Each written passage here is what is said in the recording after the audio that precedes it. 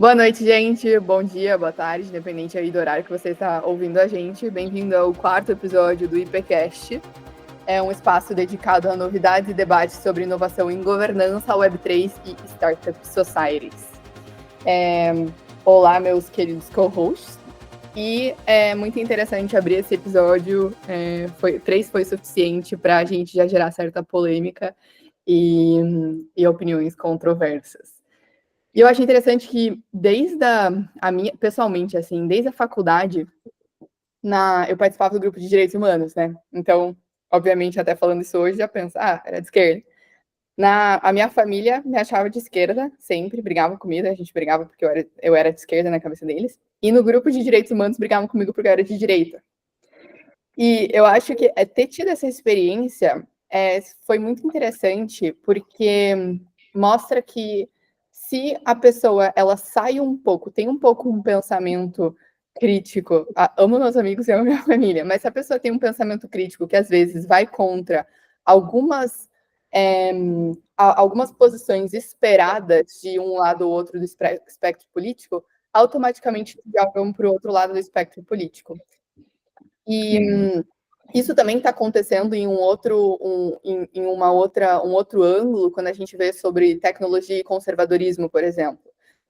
Que ou você é pró-tech e você está para frente, ou você é pró-progresso, ou você é conservador, e se você é pró-tecnologia, você é contra valores conservadores e valores tradicionais, e se você é conservador, você é contra a tecnologia e progresso. E não é verdade que precisa ser um ou outro. Até me abrindo pessoalmente, hoje em dia eu me conecto muito mais com valores conservadores do que cada vez mais, inclusive, me conecto com valores conservadores. Acredito em papéis de gênero, e isso foi algo que eu tive como mulher, foi uma batalha para eu conseguir aceitar isso, de fato, de muitas discussões, tanto com meu namorado quanto com outras pessoas, de entender que eu sou uma mulher forte, eu sou empreendedora, eu tenho diversas características que podem ser consideradas um pouco mais masculinas, e ao mesmo tempo eu sentia um lado de mim que exigia ou queria exigir, esperar certas coisas, tanto do homem quanto de diversas situações, e eu sentia certo conflito, ou desvalorizava, por exemplo, o papel da mulher que fica em casa e que é dona de casa, por exemplo. E daí eu fui vendo que, na verdade, isso são consequências de justamente ir contra esses valores conservadores. E só para não me estender muito, particularmente, eu pessoalmente me posiciono no espectro moral, mais no lado conservador. Adoro tecnologia e sou mais e gosto de inovações e sempre aprender mais sobre essas novas ferramentas que vêm para agregar, na minha opinião. Já a questão de, por exemplo, hackear a vida ou don't die, eu acho que são um pouco extremas e um pouco fora do que eu acredito como tendo, novamente, esses valores um pouco mais conservadores. E com relação ao papel do Estado... Dá um contexto desse Don't Die, rapidinho. Don't Die por exemplo, a bandeira levantada pelo Brian Johnson, né? Brian Johnson. Brian Johnson. E a vida dele basicamente é dedicada para reduzir o efeito do tempo no seu corpo e para restaurar sua juventude e, idealmente, não morrer. Sem entrar muito a fundo nesse assunto, mas eu não sou muito a favor desse tipo de bandeira. E mais para o espectro político, a minha lógica ela é bem simples. É basicamente, as relações humanas é um sistema complexo, ninguém consegue enxergar todas as consequências para alguma política, por exemplo. Várias políticas podem ter boas intenções, mas gerar consequências que se estendem por diversos anos sem ter intenção. O inferno ele é cheio de pessoas com boas intenções, e eu acho que, além disso, a natureza das pessoas ela é corrompida uma vez que elas têm muito poder e excesso de poder. Ou seja, juntando essas coisas, eu prefiro, sendo humilde intelectualmente, esperar que o Estado se abstenha de agir, afinal, são pessoas que estão agindo. Então, genericamente, essa sou eu, e eu adoraria... É muito legal isso daí. É muito legal. abordando essa questão um dia desse de como tanto o conservador quanto o libertário, eles querem o Estado pequeno, mas por motivos diferentes. O libertário, ele quer o Estado pequeno porque ele acredita em liberdade individual em primeiro lugar e ele vê o Estado como antagonista dessa liberdade. O conservador, ele quer o Estado pequeno porque ele não faz culto de personalidade, o conservador de verdade, entendeu? Ele suspeita de qualquer ser humano que tenha poder excessivo nas mãos. É engraçado isso. E o que você acha, Seba? Qual que é o seu posicionamento? Bom, politicamente eu sou um libertário, eu não gosto dos rótulos de direita e esquerda, infelizmente a gente tem que conviver um pouco com eles.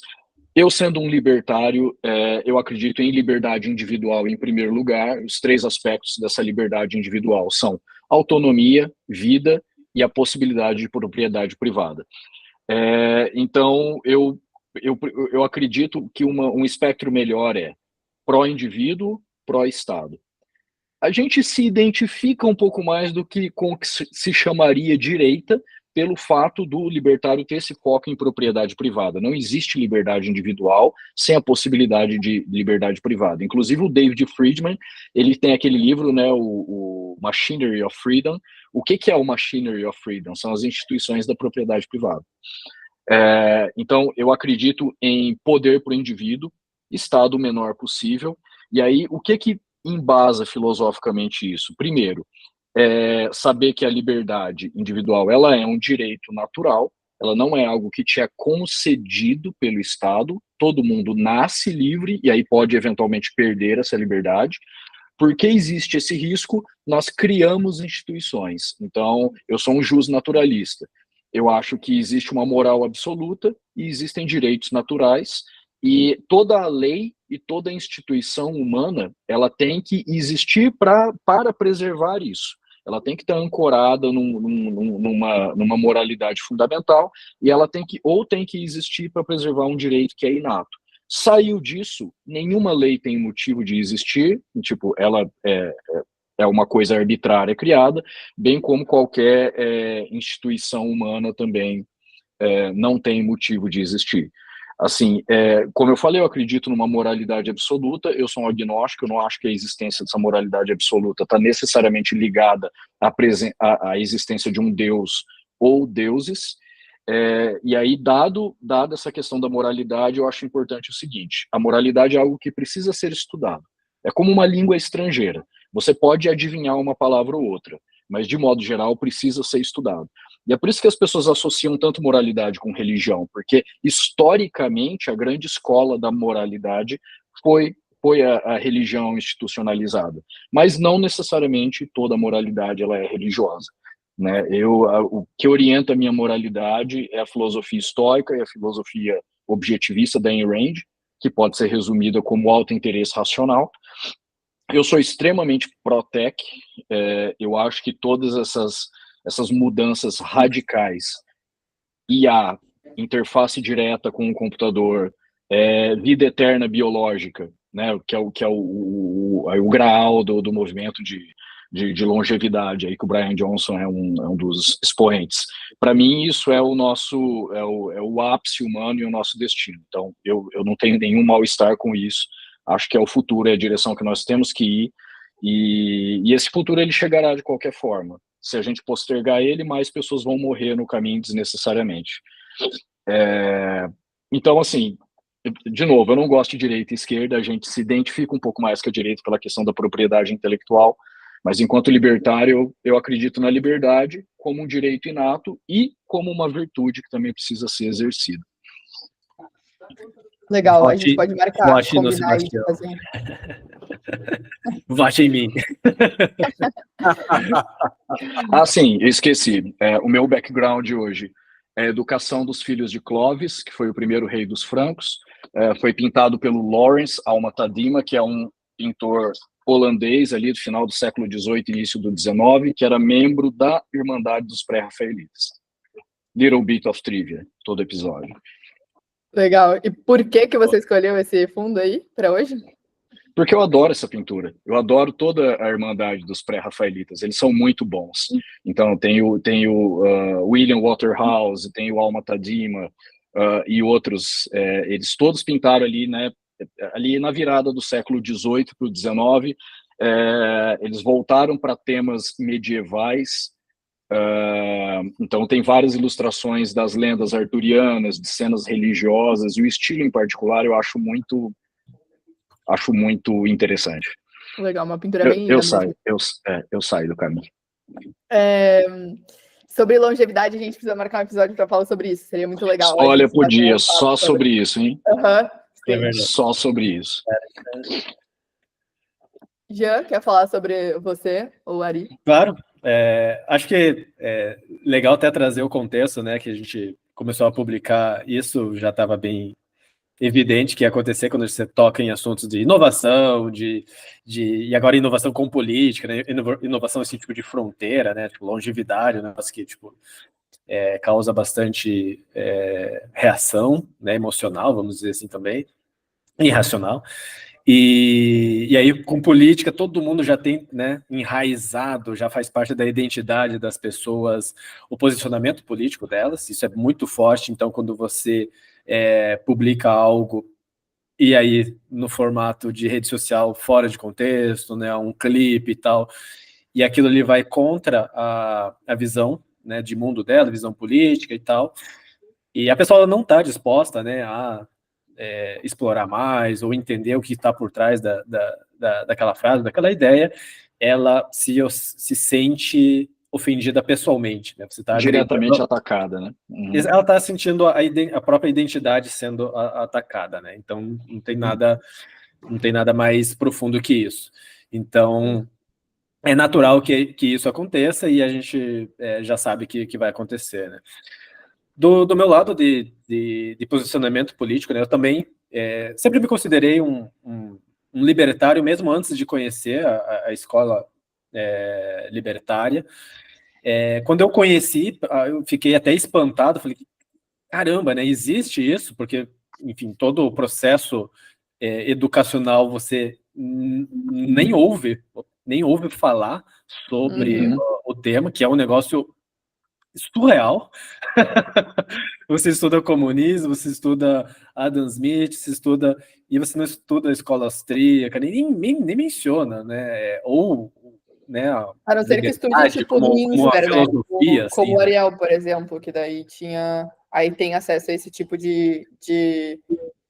E mesmo assim a gente não estudou escola austríaca, cara. Sério? Não estudamos. Nossa, eu achava que sim, porque vocês tinha o grupo de libertário lá, né? Eu achava que vocês tinham estudado. Mas então, esse grupo é o Liber que você está falando. Então, o Liber, ele é um grupo extra, assim, ele é um grupo... uma organização estudantil. Uma organização estudantil, na verdade. Inclusive, ele foi fundado por dois grandes amigos meus, o Luca e pelo LG. E cara, foi... E é totalmente, opcional, assim. Inclusive... Na minha época era bem keynesiano, a gente aprendia bastante da economia keynesiana. Mas manda bala, gente, não vou deixar você terminar, depois eu falo. Então, tipo, eu intuitivamente olhava assim pro sistema político e achava, cara, tem alguma coisa errada, assim, eu não conseguia entender muito bem o porquê que funcionava, por que existia esse monopólio tão grande que influenciava tanto da nossa vida, assim, e eu naturalmente sempre fui meio anti-autoritarismo ou autoridades como um todo, que são injustificáveis. E aí eu descobri o movimento, falei, caramba, né, legal. Me encontrei e comecei a estudei, enfim, a maior parte ali dos autores, Hayek, gostei bastante de Hayek e tal. Mas à medida que eu fui me desenvolvendo e tal, eu comecei a enxergar vários pontos cegos, vamos dizer assim. Então, o primeiro ponto cego que eu encontrei foi o lado tecnológico, que tipo, a maior parte dos grupos libertários brasileiros eram muito apontar, né, a deficiência e a fragilidade moral ali do Estado, e até a parte prática, né, do tipo, cara, o Estado não resolve os problemas, né, tão bem quanto a propriedade, quanto as iniciativas privadas. Mas o lado tecnológico era deixado de lado, né? Eles não adotaram ou não absorveram toda a revolução digital que aconteceu. Então, isso é algo que me incomodava bastante.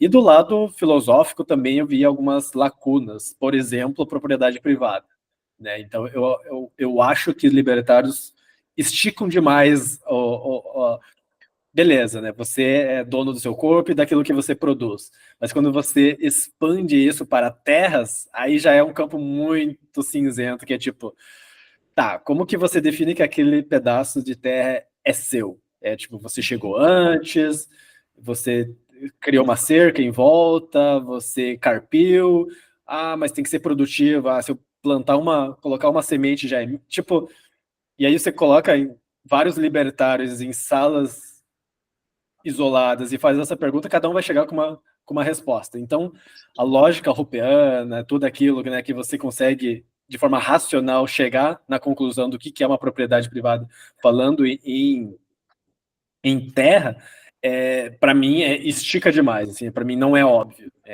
Para mim, não é justo também que aquela pessoa que chegou e, isso aqui tudo é meu, não sei, a terra para mim é um bem público e a gente precisa de estruturas, instituições, e eu vou muito na linha de instituições tecnológicas como plataformas descentralizadas ou redes descentralizadas que consigam definir, né, o que é propriedade privada, né, naquele território, qual que é o valor que você tem que pagar para estar ocupando aquela terra e assim por diante. Então, acho que essa é a minha visão relacionada a libertário. E eu sempre me considerei, né, dentro do quadrante ali de esquerda e direita, autoritário e libertário, um libertário mais de centro-esquerda, nos últimos... mais antigamente, nos últimos 2, 3 anos, eu continuo parado no mesmo lugar, mas o mundo deu... O Elon Musk fala isso, né? O mundo deu um shift tão forte para a esquerda, aqui no Ocidente, que agora eu tô, tipo, centro-direita, assim, flertando um pouco né, com alguns pontos de conservadorismo e tal, mas ainda assim, a maior parte assim, das ideias conservadoras eu não me associo muito, assim, me associo muito com ideias no âmbito social, com o lado de esquerda, assim, eu gosto muito eu enxergo deficiências de mercado, eu enxergo o quão necessário e o quão problemático é você nascer numa situação que você não tem recursos e você só depender, né? Você precisa da tua comunidade e pessoas que nasceram em situações melhores te ajudando a aumentar. Eu, pelo menos, quero viver em comunidades assim que enxerguem o indivíduo como o principal motor de criação de riqueza, mas uma vez que esse motor criou riqueza, eu acho que é importantíssimo ter essa percepção que, tipo, cara, tem outras pessoas que não nasceram na mesma condição que eu, e eu voluntariamente vou ajudar a melhorar a vida das pessoas ou criar oportunidades de forma consciente, deliberada. Eu acho que isso é importante. É a palavra-chave, né? Consentimento, né? Consentimento. Isso não vai de forma alguma contra o libertarianismo, né? Tipo, só existe caridade voluntária. Se eu roubar o seu dinheiro e fizer caridade com o seu dinheiro, você não está fazendo caridade, né? Aquilo é roubado. Então, exatamente. Eu acho que o voluntarista maximalista, assim, do tipo, cara, eu acho que é meio utópico chegar no limite, porque beleza, a primeira geração você pode ir lá definir a próspera. Todo mundo muda para cá, assina o contrato social e tal. Tá, mas daí vai vir a segunda geração, a terceira geração, a quarta geração, que nasceu lá. E aí começa a ficar nebuloso também, do tipo, o filho aceitou, porque ele nasceu, né, dos pais, naturalmente ele aceita, ou tem que ir lá ele assinar. Se ele não concorda, ele vai ter que sair e não viver com os pais, tipo, já começa a ficar nebuloso também. Então, algum nível de coerção, algum nível de concessão também vai ter que sempre rolar, e de coordenação, abrir mão de um lado para o outro, mas sempre indo o máximo possível no voluntarismo, no opt-in, na concessão ali né, da sua permissão para aquilo. Interessante. Eu tenho eu tenho uma visão em algumas coisas parecidas e algumas coisas diferentes. Eu acho que é legal. E eu tenho 2 pontos assim que é legal falar, ou 2 frentes de coisas que são legais falar. Primeiro é o meta talk, né? Antes de falar sobre mim, falar o meta talk, a conversa sobre a conversa. Como assim? Então, que nem a Luísa falou, já gerou controvérsia. Como que já gerou controvérsia tão rápido? E é muito interessante, porque, na minha opinião, o motivo pelo qual gera é o seguinte: está falando de network state. O network state, ele está inerentemente falando de política. E quando você fala de política, não tem como. Você fala todo o discurso político, ele está imbuído de moralidade. E aí eu entendo como isso, como talvez o veículo que mais fácil, melhor entregou moralidade, que nem o Jean falou, na população, foi a religião. Eu acho que, se a gente parar para pensar, boa parte do que a gente acredita ser moral, hoje, é, de certa maneira, derivado de uma moral judaico-cristã. Que, obviamente, vai mudando, não é 100%, mas a base é inegável que é uma moralidade que vem dessa base judaico-cristã aqui no Ocidente, né? Aqui, Brasil, Estados Unidos, países ocidentais, de uma forma mais ampla. E é muito curioso isso, porque é meio que as pessoas, elas acham... o fato de ter controvérsia, por um lado, é engraçado, por um lado, é tipo, cara, o que você estava esperando? A gente quer mudar o network state, ele tenta mudar do ponto de vista... Ele tenta mudar como o básico, a coisa mais basal, a coisa mais, digamos... presente na sociedade funciona, que é a governança. Ela está em tudo que a gente faz, tudo que a gente paga, tudo que a gente compra, tudo que a gente opera dentro de uma jurisdição, a governança está lá. Ela está basicamente parada há 300 anos, 250 anos, desde a Revolução Americana. A gente não tem nenhuma grande mudança. E o mundo já mudou 3, 4 vezes, já teve 3, 4 revoluções entre o último grande delta de tecnologia de governança. E agora a gente está correndo atrás do prejuízo. E ao correr atrás do prejuízo, a gente não acha que vai quebrar alguns ovos. Puta, é óbvio que vai quebrar alguns ovos. É óbvio que a gente tem que, talvez, se dessensibilizar um pouco para poder falar de alguns temas...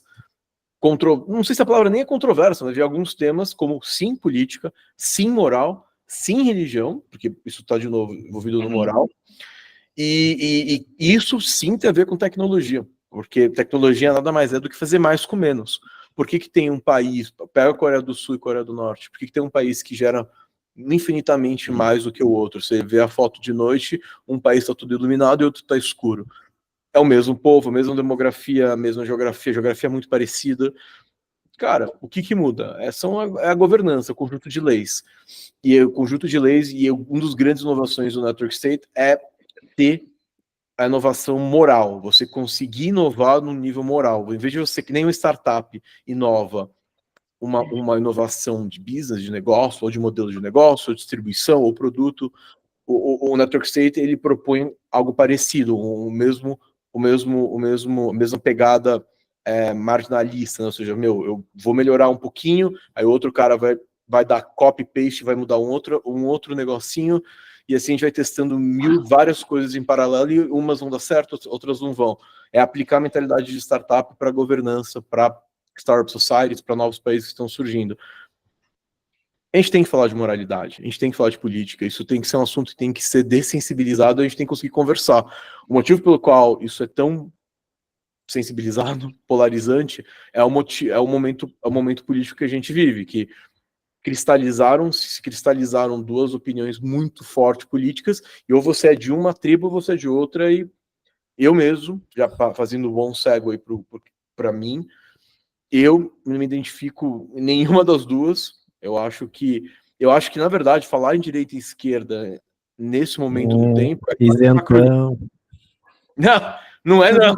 Não gosta de label, sabe? Não quero nenhuma label. Não, mas eu vou falar o que eu acredito. Isentão é ótimo. Cara, eu obviamente sou muito mais para conservador, eu acredito em valores muito mais conservadores, mas eu tenho uma healthy dose, uma dose saudável de libertarianismo também. Eu acho que eu não gosto, que eu falei, não acredito nesse mais esse eixo de direita e esquerda. Eu acho que é um anacronismo, ou seja, algo que é de outra época. Agora, eu acho que uma coisa que é mais produtiva é a gente dividir as pessoas no seguinte eixo, tipo, cara, as coisas estão quebradas ou não? Sim ou não? Estão quebradas, não estão quebradas? Que, inclusive, é um movimento que se chama Brokenism. Eu não sei quantos ouvintes já ouviram, não sei se vocês também, turma. Não, já dá para falar aí sobre. Puta, é muito legal. Basicamente, é uma ideia de que, cara, instituições privadas, instituições públicas estão quebradas, ou moralmente, ou literalmente, ou financeiramente. E que então, faz mas muito... essa distinção é importante, né? E é parte do que trouxe essa polêmica em primeiro lugar. Tipo, beleza, você tem uma instituição, aí digamos que a gente concorde que ela está quebrada, mas existe, como a Luísa falou, uma falência moral ou não? A moral subjacente desse modelo político ela é válida, porque todo modelo político ele se constrói sobre uma moral subjacente. Uhum. E aí, tipo, existe uma falência moral ou não? Não existe uma falência moral, existe uma falha de coordenação, que daí a gente pode resolver com um modelo organizacional melhor, talvez com uma tecnologia, entendeu? Só para fazer um parênteses, Ariel. Manda bala. Não, mas é uma boa Perfeito, reflexão. Uhum. E do limite, se a gente parar para pensar, do jeito que os incentivos estão, todas as outras falências, elas encaminham para a moral. Pensa assim, pensa o Fed, ou pensa Exato. Cara, no limite... pessoalmente, eu acredito nisso. Eu concordo que é uma falência moral. Uma falência moral. Quebrou, ficou quebrado. E o que eles fazem? Imprimem mais dinheiro, dilui todo mundo, né? Inflação, roubando dinheiro de todo mundo. Então é uma falência moral. Exato. É um dos pontos que, quando a gente estava debatendo sobre o que falar nesse episódio, e a Olimpíada estava vindo bastante à tona, e eu falei, justamente, tem tanta pérola acontecendo nas Olimpíadas que são consequências de lá atrás de exemplos de falha moral, de que quem que aprovou aquilo acontecer, o centro daquela decisão que gerou isso é uma falência moral. E você tem níveis, esse é o nível, digamos, mais cultural, e você tem níveis técnicos. Então vamos dar um exemplo, cara, que pega o exemplo, por exemplo, da Moody's, ou daquela empresa, ou das empresas que fizeram como chama? As empresas de rating, que falaram, por exemplo, no subprime, estava tudo certo, pode investir. E cara, o processo científico hoje, moderno, será que nossos cientistas submetendo o melhor processo hoje? A gente conhece um monte de gente, inclusive a gente pode trazer gente legal para o podcast para falar sobre esse assunto, sobre DeSci, que é a ciência descentralizada, e boa crítica, ou a parte da crítica do DeSci, da ciência descentralizada, é que o processo tradicional de fazer ciência, epistemológico, de certa maneira, ele está quebrado. Então, eu acho que são várias instituições... Há como você argumentar que talvez a justiça americana, em alguns níveis, talvez no nível mais estadual, dependendo do promotor lá ou do juiz, também está quebrado. Independente do que você acha do Trump, não tinha que ser indicted, não tinha que ser indicted, ou seja, tinha que ser indiciado, não tinha que ser indiciado, mas, cara, é algo nunca visto antes, e claramente é um argumento legal muito, muito, muito difícil de se fazer, a ponto de beirar o absurdo, assim, a ponto de beirar você falar, não, tem algum outro motivo por esse processo. Então, quando as instituições de uma forma ampla, inclusive privadas, eu falei várias privadas, várias públicas, elas estão quebradas, elas se quebraram. Se quebraram por vários motivos, talvez por leniência, talvez por a gente viveu tempos bons, já eram homens fracos, né? A gente viveu tempos de bonança, onde as coisas funcionavam independente da competência. Mas o fato é que elas estão quebradas, então eu gosto muito de sempre trazer para o lado prático, do tipo, tá, legal, quebrou, como que a gente resolve? Como a gente resolve? E aproveitar que a gente vai resolver, como é que a gente faz tudo isso ser digital native? Como a gente traz todas as instituições, muitas das quais elas ainda são super antigas, para a modernidade, para o digital native, né? Para a versão digital, para a versão mais recente. Então, de novo, como que você classifica esse de direita e esquerda? Eu não sei classificar, cara. Muito bom que você trouxe esse ponto, Ariel, de diversos motivos diferentes para falência moral, decadência moral. E eu acho que isso é uma ótima abertura para mencionar que inovar no tipo de governança não é necessariamente vinculado à tecnologia como a gente enxerga hoje.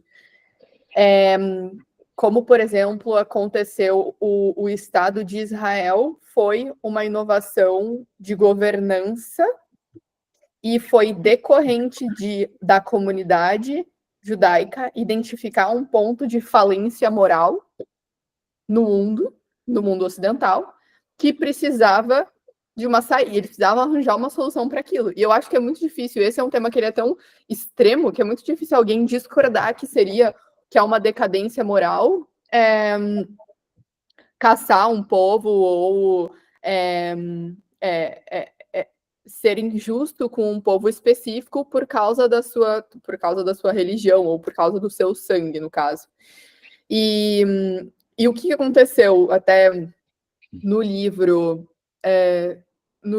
do Theodor Herzl, no The Jewish State, ele conta a história, ele, na verdade, foi um dos primeiros a trazer a ideia do Estado de Israel como um Estado independente. E foi muito interessante a maneira como isso se partiu de ideia para a realidade. Basicamente, ele achava que o território em si, no momento, ele era importante justamente porque os judeus eles estavam em perigo em vários países. Então, eles precisavam de território para estarem a salvos fisicamente. Mas ele não achava que, ele particularmente, não achava que o território em que hoje é o Estado de Israel precisava ser o território do Estado de Israel, sendo que eles consideravam território na Uganda e até na Argentina, inclusive, também consideraram uma parte do território para ser o Estado de Israel. E como que eles se formaram? Basicamente, eles se organizaram em congressos, e nesses congressos, eles iam trocando ideia. Eles iam pensando em como que eles iam conseguir organizar para, de fato, trazer conseguir uma permissão, não só uma permissão, mas também um reconhecimento internacional de um Estado específico. E o que aconteceu foi que essa questão, a questão judia, ela foi, entre aspas, se tornando cada vez mais relevante como uma questão internacional, por seus motivos diversos. Eles tentaram, então, de fato, conseguir um Estado independente, que eles iriam conseguir colocar suas leis para frente e, de fato, pensando no alinhamento moral. Então, são todos esses conceitos que a gente vê que já aconteceram em outras situações recentes. Não faz tanto tempo, o Estado de Israel não faz nem 80 anos. Eles tinham, então, esse alinhamento moral de querer ter um Estado que respeitasse os seus ensinamentos, respeitasse os ensinamentos deles, respeitasse as descendências deles, as tradições deles, precisavam de um território para estarem a salvo e queriam ter a liberdade para, então, colocar legislações e organizar o Estado e a própria governança de uma maneira que respeitasse o que eles acreditavam e ao que eles estavam alinhados. Então, esse é um exemplo relativamente recente de, com menos uso de tecnologia do que hoje a gente pode utilizar, foi realizado e, de fato, foi executado. De fato, eles conseguiram executar e conseguiram o reconhecimento das Nações Unidas, infelizmente, só depois da Segunda Guerra Mundial, porque provavelmente foi quando ficou mais clara a necessidade de ter um Estado próprio, mas, de qualquer maneira, foi um evento que, sem pensar em tecnologia e pensando bastante em só religião, mas também pensando em inovação de governança, foi colocado em prática. É interessante, hein? E só um último comentário em relação ao declínio moral, que eu acho que é interessante também pontuar, é o seguinte: declínio moral não necessariamente se resolve sozinho. Então, o declínio moral, às vezes, ele traz mais declínio moral. Então, é legal a gente, quando você está falando da Alemanha nazista, que foi, acho que, o pior caso de perseguição, cara, o que é interessante é o que veio antes da Alemanha nazista, que pouca gente fala, que é a República de Weimar. Assim, eu não ouço ninguém falar sobre esse assunto, é muito interessante. foi o período entre a Primeira e a Segunda Guerra, que era uma sociedade altamente decadente, altamente corrupta, com uma impressão, inclusive a hiperinflação veio dessa época onde a elite vivia com muitos excessos, a elite da época vivia com muitos excessos, e o povo super mal, e obviamente eram poucos que abusavam do poder. Cara, de uma forma muito decadente, moralmente também, e foi supondo, prometendo a volta à moralidade, que o Hitler foi uma das bandeiras que ele também ajudou a se eleger. E é fogo isso, né, cara? Ou seja, não é um campo que é um campo que a gente não pode abandonar, porque é isso que acontece. Não, e ao mesmo tempo, se a gente só fala sobre esse assunto, é uma briga gigantesca, e você quer entender como é uma briga gigantesca, só você vê como a direita e a esquerda brigam hoje, porque finalmente a direita e a esquerda estão conversando em termos morais e estão batendo de frente, coisa que acho que até menos pré-Trump, acho que não era algo que era feito no mundo. Eu acho que pós-Trump, primeiro mandato, né, Trump 1, ele foi algo que ele introduziu, ele batia de volta, acabava com o decoro mesmo, e falava em termos morais, que é algo que a esquerda sempre falou. Eu acho que é interessante. Queria pegar um gancho do esquerda e direita ali, trazer uma visão um pouquinho diferente, que eu acho que esquerda e direita, ele tem uma fraqueza, não sei se uma deficiência, quando você rotula muito a pessoa do tipo, direita, e você joga ela naquela caixa, mas como um frame de você dar indicações ou de você mapear o posicionamento de alguém, eu acho que é válido. Por exemplo, né, quando a gente fala vamos pegar aqui o ecossistema de criptomoedas e de blockchains e tal. Então a gente tem lá duas grandes tribos, vamos dizer assim, que é aí que extrapola o lado tecnológico, né? Isso que é muito, muito engraçado, né? Tem Bitcoin e tem Ethereum. Para quem não conhece, né? O Bitcoin foi o primeiro, né? Criptomoeda, todo mundo já ouviu falar e tal, e o Ethereum é uma plataforma de smart contract e tal.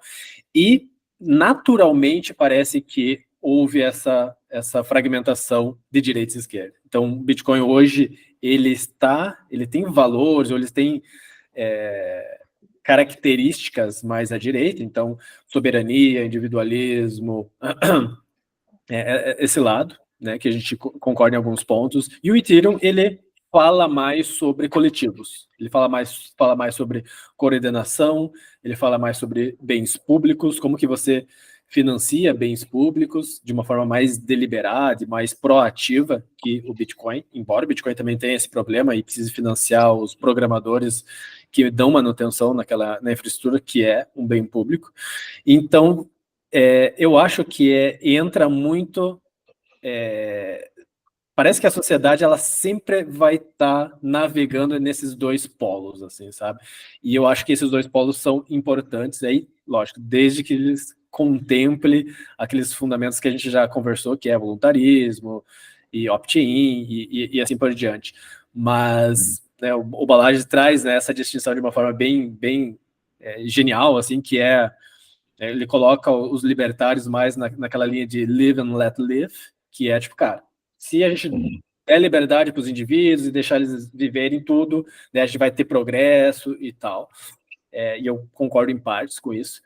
Mas tem outro lado que é tipo, tá, isso é uma premissa importante, mas como sociedade, principalmente a nível mais cultural do que legislativo, mais legal, é você cultivar uma sociedade de ajuda, de você... Cara, você está, né, vamos trazer para o lado de tecnologia, você está construindo uma startup de tecnologia e você está crescendo, você está faturando um monte, você venceu sobre infraestrutura aberta, infraestrutura pública, sobre open source, né? Às vezes projetos que mal se mantêm. Qual que é a moralidade de você não ajudar naquele projeto? E isso é algo que tipo, não existe um incentivo econômico para fazer isso. Tem que ser a nível cultural que a pessoa, pelo menos até agora, né? Cripto talvez esteja resolvendo isso com os tokens e tal, mas por muito tempo, mas ainda Ethereum sofre com isso, né? O Ethereum consegue capturar, mas tem um monte de infraestrutura fora do Ethereum que dá todo o poder e as ferramentas necessárias para um monte de plataforma emergir. Então, se a gente não traz esse lado que eu considero que é um lado mais coletivista, mais de esquerda, se a gente não traz isso para a cultura, para mostrar as falhas que existem, a nível cultural mesmo, e falar, tipo, cara, pô, você venceu, cara, vai lá e doa, e ajuda essa infraestrutura que foi responsável pelo teu sucesso a sobreviver também e a prosperar também. Então, acho que, e aí o Balaji traz que é o win and help win. Eu acho que essa visão de, tipo, live and let live é importante, mas depois win and help win é importante também. Nossa, mas eu não poderia discordar mais dessa classificação, porque eu não vejo absolutamente nada de oposto entre essas visões e, tipo, eu falo que o maior, qual que é a coisa mais, você tem lá o indivíduo, beleza, o indivíduo soberano, pensa, respeitado na sua liberdade, beleza, na sua individualidade, qual que é a coisa mais legal da qual esse indivíduo soberano quer participar? Da sociedade humana, do livre mercado. Tipo, as pessoas que não entendem o que é o autointeresse racional, o que é o individualismo, elas ficam atacando isso, porque elas acham que é o cara viver numa ilha e dizer que ele não precisa de ninguém, sendo que não tem absolutamente nada a ver com isso. O individualista, ele quer ele quer fazer parte da sociedade humana com consentimento de livre associação. Entendeu? Então, né, eu vou tomar parte do mercado, eu vou, né, tipo, a sociedade humana, cada ser humano agindo segundo o autointeresse racional, ela nos provê essa riqueza de coisa, né? Tipo, é o Mises que fala isso, tipo, o padeiro não faz pão porque ele te ama, entendeu? Tipo, o cafeicultor não plantou café porque ele te ama, ele fez para ganhar dinheiro, e você tem toda uma série de produtos baratos, disponíveis e bons, por causa da lógica capitalista e do autointeresse racional. Então, eu não vejo absolutamente nenhum problema com isso. Coletivismo, para mim, é quando você impõe aquilo que você prega como a necessidade do grupo acima dos indivíduos. Você fala assim, a gente pode suprimir as liberdades do indivíduo em nome daquilo que a gente prega que é a necessidade do grupo. Isso é coletivismo. Você querer organizar grupos num espírito de livre associação, isso historicamente não tem nada a ver com coletivismo, entendeu? Em relação assim a software open source e tal, tudo bem, você pode pensar maneiras de criar esses incentivos, mas eu não sei, assim, eu sou um objetivista, então essa coisa do tal coisa te foi proporcionada, então agora você deve não sei o quê. Não, cada um faz voluntariamente sem que o outro te deva nada. Se você está esperando alguma coisa, então você está me vendendo um serviço, então você põe preço, entendeu? E agora, além disso... Continua. Tipo, voluntarianismo, se é 100% voluntário, não tem como você esperar algo em troca. Senão, existe uma contradição, então não é 100% voluntário. Porque depois a pessoa vai estar, pelo menos é assim que eu percebo, se você está esperando que só porque alguém participou, ela necessariamente vai estar entregando em troca, não é 100% voluntário. E dentro... desculpa, Seba, eu te cortei, pode finalizar o seu pensamento. Não, na verdade é isso, e tipo, isso não vai, você falar isso, né, tipo, ó, quem contribuiu voluntariamente não pode exigir nada do outro, isso não vai na contramão de um espírito de doação, de caridade, sabe? As sociedades em que há muita liberdade, você vê que naturalmente se estabelece um espírito de caridade, sabe? Surgem associações, surgem ONGs, historicamente várias igrejas, as sociedades de ajuda mútua, né, das guildas medievais. Então, não sei, assim, na minha visão de mundo eu não vejo contradição, sabe? O que eu vejo é assim, puxa, a gente poderia talvez alinhar os incentivos de modo que mais pessoas contribuíssem com não sei o que, não sei o que, não sei o que a gente quer, que é super legal. Mas dizer assim que isso é uma prerrogativa moral que está sendo violada ali, não, na minha visão, não. Eu acho que o ponto, talvez o que eu discorde é geralmente libertário, mas libertário é um aspecto bem grande, daí tem um grupo bem forte, que são os anarcocapitalistas e tal, que enxergam tudo como, tipo, cara, você vai lá, você constrói, se você construiu é seu, é tudo propriedade privada, o oceano é propriedade privada, se você vai, tipo, é tudo propriedade. Eu acho que isso é bem, cara, é bem pouco sofisticado, assim, porque se você for entrar e começar a enxergar externalidades que acontecem, ou pensar, se eu sempre trago esse exemplo porque é bem claro, e a internet como um todo, a internet é uma infraestrutura aberta e descentralizada, pela primeira vez foi tipo, se a gente tivesse ido pela linha de propriedade privada, a gente estaria, hoje seria o Facebook gigante, e a internet seria isso, e seria bem pior do que é hoje, como infraestrutura aberta, e teve um pensamento coletivista lá atrás, pensando assim, tipo, cara, eu vou criar, o melhor seria, eu vou criar e vou ganhar muito mais dinheiro. se eu construir algo privado, por exemplo, e as pessoas vão ser livres para usar e teria crescido, e beleza. Mas quando você pensa, o que seria melhor para a sociedade? Seria a gente ter essa infraestrutura mais aberta, onde a gente tem controle, onde a gente vai ter mais defesa contra censuras, por exemplo, a gente vai onboardar mais pessoas, a gente vai trazer mais pessoas. Eu acho que essa é uma mudança, assim, meio sutil, do que pensar, tipo, não, eu vou criar algo meu, vai ser privado e tal, do que, tipo, algumas coisas que a gente pode enquadrar como bens públicos. E aí tem outros projetos também, como projetos como The Ocean Cleanup. Tipo, cara, é doação. Tipo, não tem um modelo de negócio para resolver um problema de externalidade do crescimento industrial que teve, que precisou ter. Eu não me encaixo no, tipo, the growth e tudo isso, precisamos cortar. Tipo, abomino. Mas é um problema que existe e precisa ser resolvido, né? E aconteceu essa externalidade do excesso de plásticos, por exemplo. Isso é bem disseminado e bem provado, o impacto que isso gera, né? Inclusive climático. E mesmo que se não for climático, tipo, cara, eu não quero ter plástico nos meus testículos. como a gente está vendo, uma recorrência grande, assim, e nos peixes, principalmente, e tal.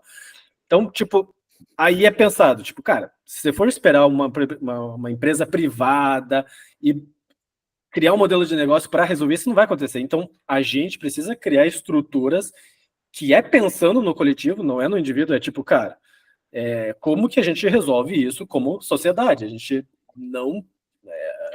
a gente é uma sociedade... Mas aí eu vou falar de novo. Ainda é uma visão muito preto e branco. Porque, por exemplo, existem padrões na indústria que são largamente usados, que beneficiaram a todos, que foram criados por consórcio de empresa privada. Então já começa aí. Segundo, agora falando de um ponto de vista mais filosófico, entendeu? Autointeresse racional não significa eu quero dinheiro por tudo. Autointeresse racional significa eu faço aquilo que tem valor para mim. Eu contribuo com software open source. Para que eu faço isso se eu não ganho dinheiro? Porque é um valor para mim. Então fazer isso me deixa feliz. Eu faço isso movido por sacrifício? Não, por autointeresse racional. Entendeu? O objetivismo, saindo numa seara, a filosofia objetivista, ela prega isso. Todo ser humano, ele age segundo um autointeresse racional. Quando você cuida do seu pai, quando você faz uma doação, quando você faz uma ação que você não vai ter retorno financeiro. Por quê? Porque aquilo é um valor para você. E isso pode e deve ser estimulado e louvado, digamos assim, tipo, valorizado. E eu acho assim, cara, dentro do anarcocapitalismo tem espaço para um pensamento assim de bens públicos também, e mesmo quando a gente está falando de entidades privadas for profit, coordenação entre essas entidades, entendeu? Tipo, não é uma coisa assim, todo mundo querendo se matar. É lucrativo, é vantajoso você estabelecer padrões que beneficiam a todos. E se a gente olhar a história da indústria, tem esses casos. Entendeu? Não é uma coisa assim, nossa, isso é impensável, jamais vai acontecer. Não, a indústria de software está cheia desses casos. Como também tem casos, sim, predatórios, de monopólios, sabe? Todo monopólio ele só se mantém em longo prazo com poder estatal, entendeu? Com lobby, né? Naturalmente o próprio mercado corrige monopólios. Então eu acho que tem um espaço para isso. Por isso que eu até destaquei que é importante isso ser a nível cultural. Então, do tipo, cara, da sociedade que está criando, Network States, ou Startup Society, é tipo, se mídia, é tipo você, de forma bem deliberada, apontar, vamos pegar o exemplo do Open Source, tipo, e isso foi um problema nas últimas 2 décadas, foi um problema bem grande. É tipo, bem foda, assim, sabe? Do tipo, você conversava com qualquer founder de tech, até Vale do Silício e tal, você não tinha quase nenhum financiamento de bens públicos digitais, vamos dizer assim. E isso foi quando tipo, começou a faltar recursos, começou as narrativas começaram a empurrar e falar assim, cara, você tá consumindo só os recursos e não tá devolvendo, né? Tipo, só porque não tá biurinho ali no modus operandi ali da economia, você, tipo, tá se fazendo de João sem braço. E aí, as empresas começaram, primeira etapa enxergar aquilo como um bem público, não é algo, alguém está trabalhando para aquilo, para você usar, né? Existe um desenvolvedor lá que precisa, né, ter uma vida e tal. Primeiro, enxergar aquilo. Segundo, que é tipo, aí entra no modo sistêmico que é tipo, isso é bom para mim. Aí, nessa segunda etapa, já começa a entrar, quando ela clareou, né, a mente dela, começar, tipo, se eu financiar esse projeto aqui, vai ser melhor para mim, porque vou ter um software mais seguro, minha infraestrutura tecnológica vai ser melhor e tal. Mas precisou ter, tipo, sei lá, quase 2 décadas de pressão e de narrativa, de mudança cultural corporativa, para depois começar a ter o financiamento. Então, eu acho que é sempre importante ter esse lado cultural que é tipo, cara, talvez eu concordo. Enxergar e sabe qual que é cego aqui. Eu concordo. Isso aplica em vários. Eu estou colocando o Open Source como exemplo, mas tem vários casos que isso é bem evidente. Assim. Só para adicionar um ponto. Sabe qual que é a beleza ao falar dessa discussão no contexto de Network States? Você tem um pequeno mecanismo que chama exit. Então, olha só que interessante. Para mim, o grande ponto legal do Network State, qual que é? Facilita-se pra caramba criar novos estados, criar novas governanças, criar novas jurisdições. Cara, o Jean acha que, cara, puta, o jeito de a gente, puta, temos que coordenar algumas mais coordenação e menos liberdades em torno de bens públicos. O Sebastião acha que não necessariamente. E a parte legal é que cada um pode escolher o Network State que vai refletir melhor os próprios valores. Então, isso em si só eu acho que é o grande, é um dos maiores ativos do Network State. É você diminuir essa barreira de saída, criar novas opções, criar mais opções para gente que pensa igual ou muito parecido, mas não igual, ter opção e poder aí a gente não precisa ficar um brigando com o outro, um quebrando o maior pau com o outro, porque tal gente não vota que nem eu quero, e se aquele cara votasse do jeito que eu queria, meu país estava bem, tá bom, você acha? Então tudo bem. Então, tem 40 países, tem 40 novas jurisdições que pensam exatamente como que você quer. Você pode ir lá viver as consequências positivas, talvez tenham negativas, das suas crenças. Então, eu acho que isso que é o legal. Eu acho que a gente tem que acho que a gente vai aprender muito disso. Do mesmo jeito que pensa assim, olhando um passo para trás, pega assim, teve o comunismo, foi um dos piores experimentos da história da humanidade. Matou 100 milhões de pessoas. E foi um experimento. E em 89 decretaram, assim, a queda do Muro de Berlim decretou que aquilo foi um tremendo fracasso. Já se sabia. Já foi um fracasso, eu argumentaria a nível moral quando ele foi primeiro, digamos, concebido, né? Concebido. Porém, ficou claro que nunca foi e não era o melhor modelo para seguir à frente. Agora, imagina isso, em vez de você envolver metade do mundo numa guerra nuclear, você pudesse fazer isso numa escala muito menor, e aí, para poder discutir pontos pequenos, como, por exemplo, o Sebastião e o Jean, vocês estão, sei lá, 90% alinhados do que vocês pensam, tem esses 10% de diferença, legal. O Sebastião vai viver no Network State A, o Jean vai viver no B, e vão comparar, cara. Então, esse processo que é super legal. E eu vou fazer o meu próprio movimento open source, com blackjack e prostitutas, entendeu? Eu acho que eu concordo 99% com o Ariel, mas tem um ponto que é bem exceção, mas acontece, que é a coordenação global. Que é, por exemplo, não sei se é coordenação global, mas acho que sim. Que é, por exemplo, o que a gente está vendo agora de AI. Então, o Zuckerberg está puxando, e outras empresas estão puxando para open source. Isso é uma decisão extremamente importante no longo prazo. E isso é ideológico.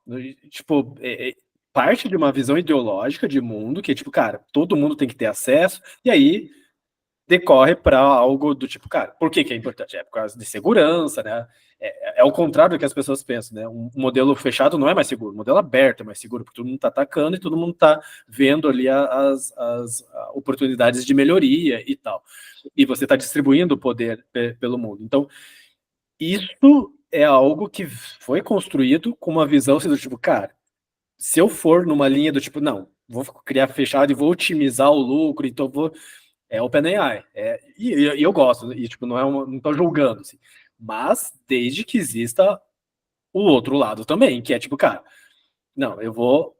Obviamente que o Zuckerberg, a Meta, tá pensando que, tipo, cara, já tô perdendo para OpenAI, então eu vou para essa estratégia de tentar extrair valor também disso. Obviamente eles estão pensando no lucro e tal, não é kumbaya, nada disso. Mas todas as, né, além da Meta e tal, todas as frentes do open source é tipo ideológico, é tipo, cara, o mundo vai ser um lugar melhor se a gente as pessoas tiverem acesso a essa mágica, essa tecnologia que está emergindo, e aí é ideológico, é tipo, cara, e se for privado, nesse ponto, assim, tipo, não, vai ser fechado, eu vou extrair valor do jeito convencional que a gente está acostumado, vai ter consequências, e a gente precisa olhar de uma forma macro e meta, e enxergar isso, e a gente como sociedade coordenar para que a gente como sociedade sobreviva. Então tem esse lado assim que, tipo, cara, tem que ter esse 1%, esse 5% pensando, tipo, como que a gente joga e continua com o jogo, né, rodando, assim. E quanto ao ponto do exit, existe parece aprofundar mais, tem um livro do Hirschman, Exit, Voice and Loyalty, a gente pode falar mais sobre em algum outro episódio, mas a gente tem um gostinho do que é fazer o exit e opt-in quando a gente fala do mercado de trabalho, né? A não ser que você viva em um país completamente fodido, que você tem que se agarrar ao que tem, e se você tem algumas skills específicas, você pode, no mínimo, escolher. E você pode escolher não entrar de jeito nenhum e nem aplicar para uma vaga para uma empresa que tem vaga afirmativa, por exemplo. Ou você pode optar ficar em uma empresa que estabeleça um bom ambiente de trabalho, que tenha uma ética que você esteja de acordo, que tenha uma cultura que você esteja de acordo, que tenha uma governança da empresa que você esteja de acordo, e você pode... então você pode estar nessa empresa, quando alguma coisa acontece que você não está de acordo, você pode executar o seu voice, que é você falar basicamente que você não está de acordo, ou você dá uma ideia de como aquilo poderia ser feito de maneira diferente. Você pode tentar ficar nessa empresa se você tem algo de lealdade para ela, se você está muito grato por tudo que ela te deu de oportunidade até aquele momento, ou por algum outro motivo. E se chega em um momento que você não aguenta mais, porque as coisas não estão mudando, porque aquilo que está completamente em desacordo com o que você acredita e não está mais alinhado, você vaza, dá um exit. E é basicamente isso que a gente gostaria de poder fazer, só que também em nível de governança de Estado, que afeta as nossas vidas em diversos níveis diferentes, em níveis muito significativos. E a gente que cria isso, a gente que cria o Estado, a gente que cria essas governanças, e por que não a gente também pensar em como que elas poderiam ser melhores e quais novas maneiras e melhores para cada um de nós elas poderiam, de fato, ser estruturadas. E esse ambiente é sobre a gente falar dessas iniciativas, falar de quais são essas oportunidades que a gente pode criar e que tipo de realidade a gente pode criar. Essa é a ideia. Legal. Como uma consideração final rápida, dado que nós falamos bastante moralidade nesse episódio, eu preciso falar isso. Lembrar que a questão central, a mais importante, a mais valiosa é, novamente, consentimento e escolha. Mantenha sempre essa palavra em mente, escolha. Porque nós falamos, por exemplo, de decadência moral. Aí eu sigo a minha moralidade. Você acha que essa é melhor, Sebastião? Eu acho, por isso que eu sigo. Ah, então ela tem que ser imposta sobre todo mundo? Não. Ela serve para mim. Eu quero que as pessoas que discordam, até aquelas que discordam visceralmente de mim, no âmbito moral, elas tenham a opção de viver no lugar delas. Então é isso que a Luísa falou, entendeu? Cada um ter a escolha de promover a sua visão moral sem que aquilo seja imposto de cima para baixo sobre ninguém. E aí eu sou o primeiro a dizer, não sou melhor que ninguém. Acredito nisso, não quero impor isso sobre ninguém. Quem acreditar como eu, que siga voluntariamente, com o seu próprio consentimento. Exatamente. E o outro lado do espectro, o lado de cima do quadrante, vamos dizer assim, para quem conhece os quadrantes lá que a gente mencionou, geralmente, do lado direito e esquerdo, geralmente tem uma tendência do tipo, não, essa é a minha visão, essa é meus princípios, e todo mundo tem que viver sobre essa... Quando o meu candidato ganhar, ele vai chegar lá e vai moralizar essa porra toda. Se a sociedade não está sendo gerida da forma como eu gostaria, não é democracia. Basicamente, esse é o discurso, né? É um ataque à democracia se igual nos Estados Unidos, né? Tem 2 partidos, né? Tipo, caramba, se o outro ganhar, é um ataque à democracia. Beleza. Então, é engraçado isso mesmo. Eu basicamente rejeito toda essa imposição de qualquer forma, assim, na vida alheia, assim, e tento trabalhar com argumentação, com aculturamento, com diálogos, que é o que a gente está tendo aqui, que eu acho que é fundamental. Eu tenho uma última consideração final também, que é o seguinte, que eu acho que é meio que voltar um pouco para a gente come full circle aí com o começo do episódio, que é o seguinte, que a minha reflexão é a seguinte, tecnologia ela muda tudo que ela toca. Inclusive o Sovereign Individual, que é um livro muito bom, que um dia a gente tem que fazer um episódio só para falar desse livro, The Sovereign Individual, o indivíduo soberano, vale muito a pena comprar e ler. Eles chamam isso de macro history. Cara, muito, muito legal. E o que eles chamam de macro history? Eles falam que, cara, quando tem tecnologia, uma mudança tecnológica, ela muda diretamente política e economia. Então ele dá o exemplo, por exemplo, do Castelo e como o Castelo ele favorecia um tipo de governo, e aí quando chegou a pólvora, no qual você conseguia construir um castelo relativamente com uma facilidade um pouco maior, antes era intransponível, isso mudou toda a sociedade em volta, mudou a guerra, mudou a economia, mudou tudo. O rádio, quando começou o rádio, você tinha bons oradores subiram, eles conseguiam ser eleitos muito mais. A TV favorecia gente que tinha uma boa aparência, ou conseguia se comunicar de uma forma bacana na frente de uma câmera. Ponto sendo que tecnologia, toda a história influenciou, obviamente, política e economia. E a gente acha que tecnologia, ainda mais toda essa revolução digital que a gente teve nos últimos 100 anos, menos até, especialmente com a internet, que é nos últimos 30 anos, isso não vai afetar a governança, como a gente se organiza, que é algo que mudou muito pouco nos últimos 250 anos. Eu acho que isso é muito naivo, então eu acho que isso é uma crença errada, e que eu acho que eu espero, esse podcast é algo que a gente vai falar muito sobre essa junção, e que se é algo que se interessa, para vocês sempre estarem ouvindo, porque a gente sempre vai trazer de volta para esses pontos. Uhum.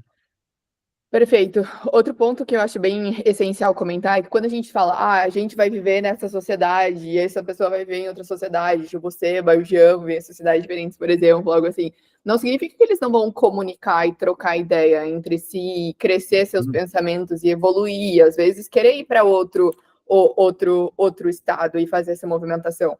Isso pode acontecer, eu acho isso extremamente importante, porque às vezes quando a gente fala de One Commandment e criar uma network state, parece que as pessoas acham que a gente vai viver só entre nós 5 ali e ficar conversando. Eu incluí uma pessoa mais, tá? Não é só tipo nós 4.